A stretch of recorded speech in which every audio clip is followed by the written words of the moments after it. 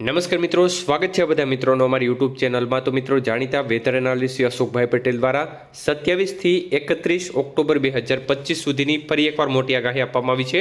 તો સંપૂર્ણ માહિતી આ વિડીયોમાં જોઈએ તે પહેલાં જે પણ મિત્રો નવા છે તે ચેનલને સબસ્ક્રાઇબ કરી લેજો।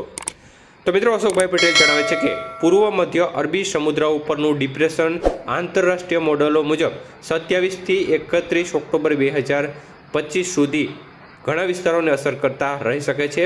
ત્યારે ખાસ કરીને આજે બંગાળની ખાડીમાં પણ વાવાઝોડું મોન્થા બન્યું છે અને આ સિસ્ટમ છે તે વધુ મજબૂત બની અને 28મી ઓક્ટોબરના સવારે સેવર સાયક્લોન સ્ટોર્મ બનવાની શક્યતાઓ વ્યક્ત કરવામાં આવી છે। મતલબ કે જે બંગાળની ખાડીની સિસ્ટમ છે વાવાઝોડુંમાં ફેરવાઈ છે અને મોન્થા તેને નામ આપવામાં આવ્યું છે અને તે હજી વધુ મજબૂત બનશે અને 28 ઓક્ટોબર 2025ના સાંજે અથવા રાત્રે આંધ્રપ્રદેશના કાંઠા નજીક મછલીપટ્ટનમ અને કાલિંગપટ્ટનમ નજીક ખાસ કરીને ઝડપે પવન ફૂંકાશે અને ત્યાં ટકરાવવાની શક્યતાઓ દેખાઈ રહી છે।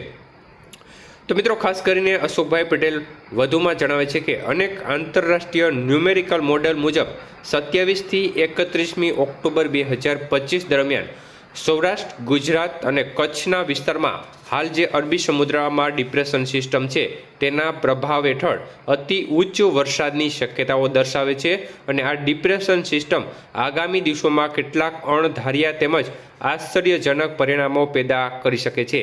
ત્યારે અશોકભાઈ પટેલ સૌરાષ્ટ્ર, કચ્છ અને ગુજરાત માટે 27 થી 31મી ઓક્ટોબર સુધીની આગાહી કરતા જણાવે છે કે આગાહીના સમયગાળા દરમિયાન સૌરાષ્ટ્ર, કચ્છ અને ગુજરાતના છૂટાછવાયાથી વ્યાપક વિસ્તારમાં હળવોથી મધ્યમ વરસાદ પડવાની શક્યતાઓ છે।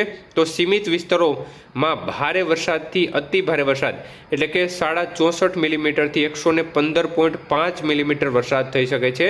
તો થંડર અને વીજળી અને પવનની પ્રવૃત્તિ વિશે જણાવતા કહે છે કે આ સમયગાળા દરમિયાન સૌરાષ્ટ્ર અને કચ્છમાં વીજળીની જે ગાજવીજવાળા વાદળો છે તે 3045 કિલોમીટર પ્રતિ હોર સુધીના ઝપાટેદાર પવનની શક્યતાઓ પણ વ્યક્ત કરી રહ્યા છે।